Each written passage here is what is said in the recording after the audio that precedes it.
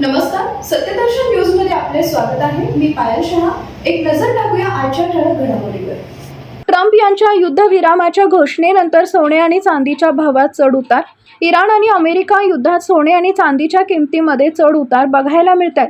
कधी सोन्याचे भाव कमी तर कधी जास्त अशी स्थिती होती. या दरम्यान अमेरिकेचे अध्यक्ष डोनाल्ड ट्रम्प यांनी युद्धविरामाची घोषणा केल्यापासून सोने आणि चांदीचे भाव पुन्हा वाढताना दिसतात.